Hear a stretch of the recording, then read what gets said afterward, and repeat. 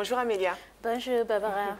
Bonjour Amelia, how are you? I'm very well, Jerry. Je vais bien. Yes, what's going on in the world of business? Comment se porte le monde des affaires? Nous allons parler de l'ambitieux pari des compagnies aériennes nationales, Jerry, comme on l'a vu au Nigeria, en Tanzanie et en Ouganda.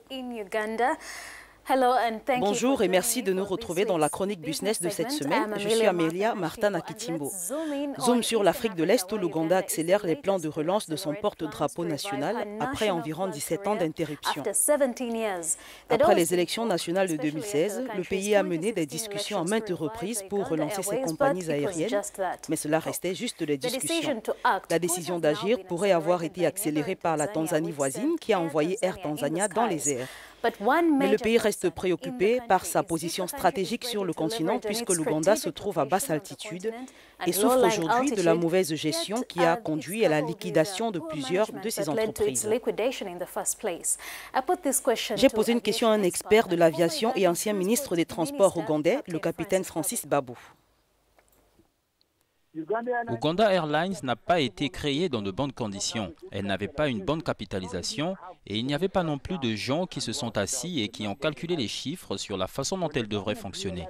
Quand le gouvernement s'est rendu compte qu'il y avait beaucoup d'erreurs, il l'a dissous. Ils n'ont pas continué en espérant qu'ils redémarreront la compagnie aérienne à un moment opportun. Et c'est le moment de lancer une compagnie aérienne pour l'Ouganda. Si vous ne le faites pas aujourd'hui, vous le ferez après 10 ans. La question est de savoir si vous commencez maintenant ou si vous voulez attendre 10 ans. Pour relancer les compagnies aériennes, l'Ouganda a mis en place un capital de départ de 400 millions de dollars pour l'achat de 6 avions. Il reste des questions sur le choix de l'Airbus et pour cela, un accord a récemment été conclu lors du Salon international de l'aéronautique de Farnborough de 2018 au Royaume-Uni. L'Ouganda est-il plus avisé que d'autres pays en achetant le fameux Airbus A330? Pour moi, un bon départ ne se résumerait pas à l'achat des avions pour commencer. Ils doivent quitter la structure pendant 1 ou 2 ans en formant tout le personnel nécessaire, y compris la direction. Et quand ils se rendent compte des voies qu'ils ont empruntées, ils peuvent se concerter et réaliser quel est l'avion approprié pour ces voies. Deuxièmement, ces avions ne sont pas les meilleurs du marché. Les compagnies aériennes éthiopiennes, Kenya Airways, qui sont maintenant un peu plus établies au sol, et aujourd'hui Air Tanzania, ils ont acheté le Boeing 787 Dreamliner. C'est l'un des avions les plus efficaces au monde, à tel point que Kenya Airways et Ethiopian Airways ont écarté leur Boeing 777 et acheté un Boeing 787.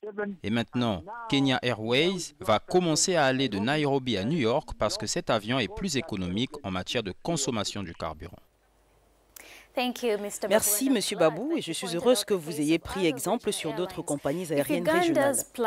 Si l'Ouganda envisage ses premiers vols en novembre, cela augmentera le trafic dans le ciel de l'Afrique de l'Est, déjà desservi par les plus grandes compagnies aériennes africaines, Rwandair et Kenya Airways, qui luttent toujours pour pouvoir s'imposer. Le pays prévoit de lancer des vols directs vers Londres, Bruxelles, Dubaï, Doha, Joburg en Afrique du Sud, Lagos, Kinshasa et Mumbai en Inde. Turkish Airlines, Qatar Airways et KLM, en plus des transporteurs régionaux, bénéficient actuellement de ces liaisons. En tant que voyageuse sur le continent, je suis plus intéressée par les vols directs et moins coûteux.